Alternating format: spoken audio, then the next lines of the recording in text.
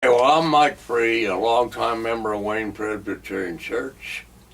I grew up in western Pennsylvania, a little town called Greensburg, Pennsylvania. I went to college at Washington and Jefferson College, and I was in college at the time of Pearl Harbor Day, which was a Sunday, December 7th, and I was in my fraternity house waiting for lunch when the radio blasted the problem.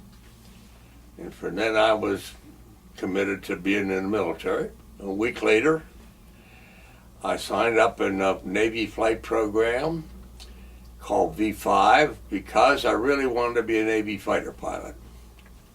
But it didn't turn out that way because I was washed out because I couldn't land.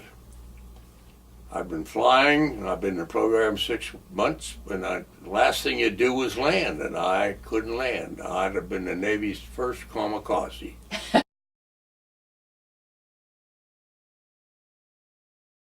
One of my commitments to really being a part of the war effort was that I lived near a corner, and to my right was a very close friend named Pat Murphy.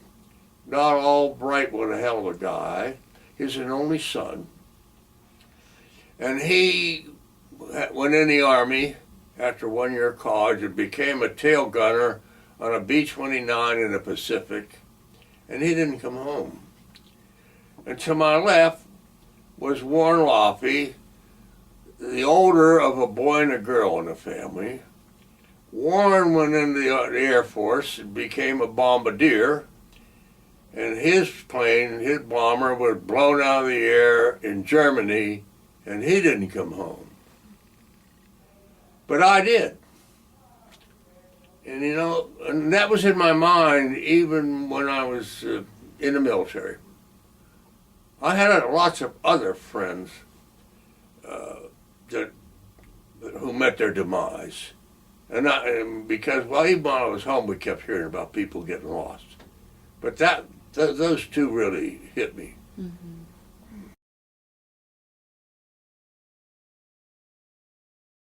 And the military was good for me. It really did. It matured me a lot faster than I would have matured as a college student.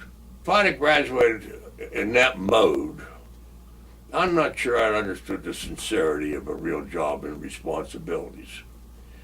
But I did learn a lot about myself. First I learned that I had depth perception. That explained to me why I was such a lousy ball player when I was a kid. It was a competition because some people weren't going to make it, and so they're going to end up in the fleet, and I'm going to get a commission. So I learned to compete well with them.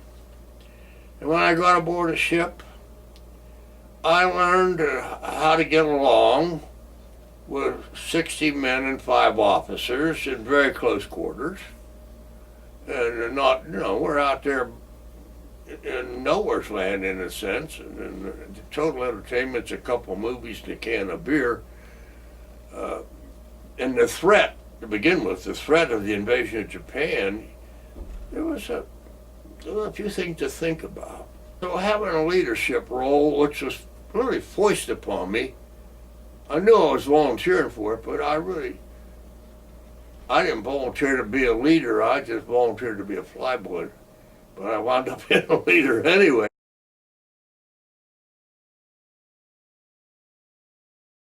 And ultimately, I went to midshipman school in Fort Schuyler, New York, and earned a commission as an ensign. And then I was a real officer. But as soon as I left the United States and was aboard a ship in the South Pacific, my total uniform was a pair of khaki shorts and loafers. When you're on board a ship like that, you're recognized. I mean, it wasn't a matter of being on a plane with 400 people running around and wondering who the hell's a boss. I mean, there's 60 guys and 5 officers, and you're all on a first-name basis. You're thrown together, not because you want to be, because you had to be.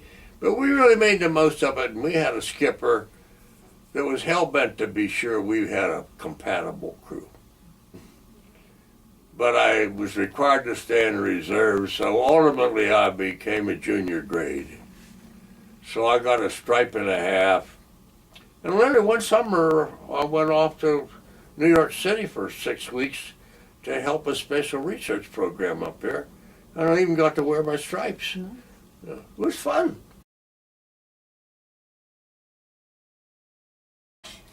Part of my job at that stage of the game was to keep our crew entertained, and how hard is it going to keep you entertained when you're bored yourself?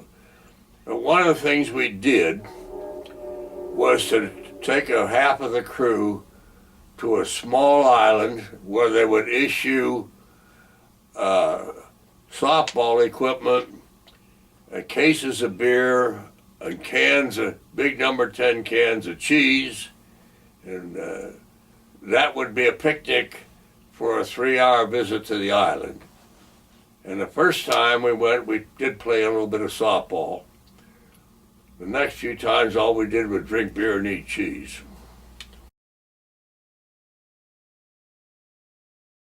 We were in a few skirmishes, and then sent to the Marshall Islands to join the Second Fleet. And there were 2 fleets in the Marshall Islands. Both fleets were being prepared for the invasion of Japan. And we did indeed practice the maneuvers that we would be going through for the invasion of Japan. Since the fleets had to be protected, and while we were there, before the bombs were dropped, my PC was among the selected ones to attend what was called subnets.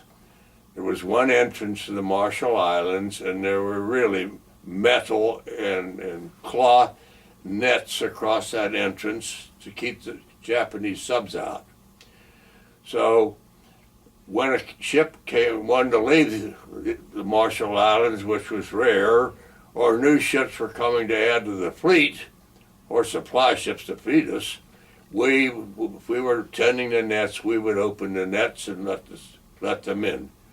But there was a whole routine about sonar and checking for submarines and everything before we ever moved the nets. Anyway, I was fortunate to be involved with the invasion that didn't happen. The atomic bombs were dropped, and we knew the war was over. Before the peace was signed, in fact 3 days after the second bomb, my PC led the first supply ships from the Marshall Islands to Tokyo Bay. We had about 8 supply ships with us, and we were the only Navy ship there. And the Tokyo Bay was full of water bombs, or whatever you want to call them, and it was a particular path you had to go down. And so we got all the instructions and sent all our ships to where they go, and we went to Yokohama and tied up for a week so we could get ourselves in shape and get some winter gear to sail back home.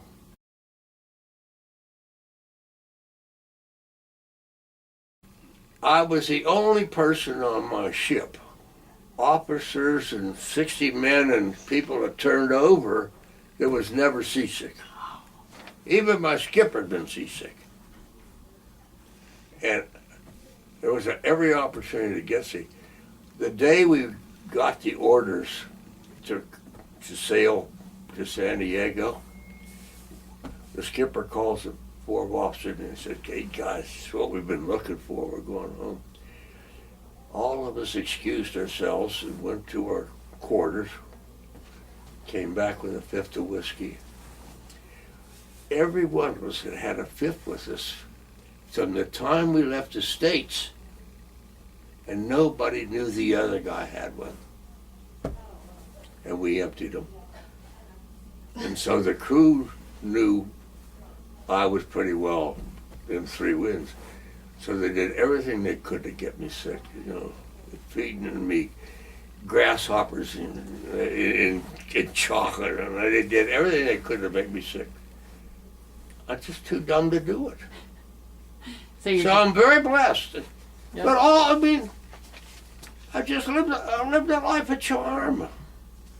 I have. Yeah, good for you. I mean, you don't take it for granted. Let me assure you that. Yeah.